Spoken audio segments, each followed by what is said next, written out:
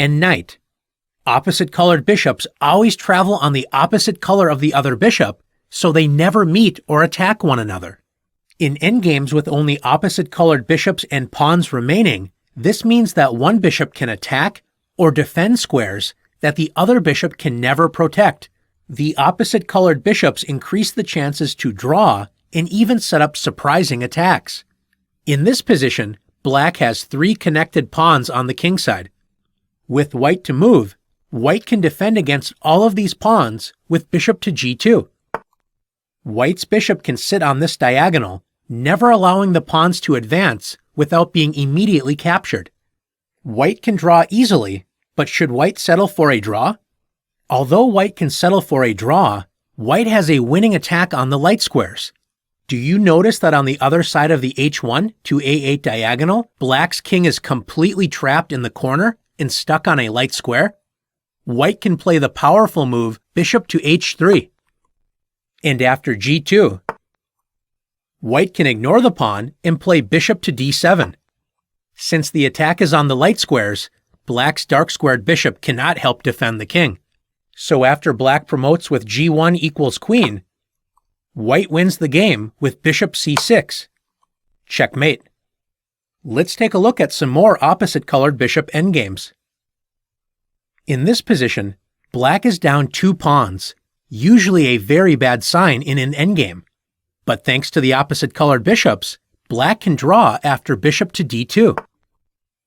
After king to g6 and bishop to g5, black's bishop controls the c1 to h6 diagonal, and with the black king blockading the passed pawn on c6, black simply has to move the bishop back and forth on the c1 to h6 diagonal to draw the game. White's light-squared bishop cannot help attack the dark squares that black's pieces are using to defend the position. Let's take a look at another example. When a bishop only has to protect a single diagonal, the defender has good drawing chances. When the bishop has to try and protect 2 diagonals, as in this position, the defenses can often be overwhelmed. With white to move, white can win by playing h7, threatening to promote the pawn, so black has to accept the sacrifice with bishop takes h7. Now that black's bishop no longer helps support the king on the queen side, white rolls forward with c6 check.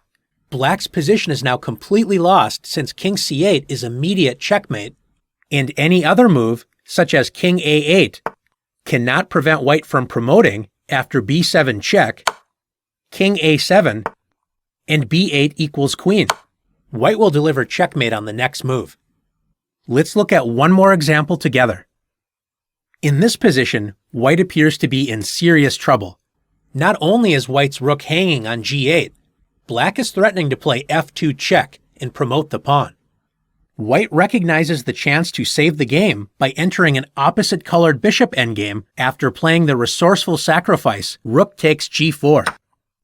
And after h takes g4, white is down 3 pawns, but draws easily after bishop f4.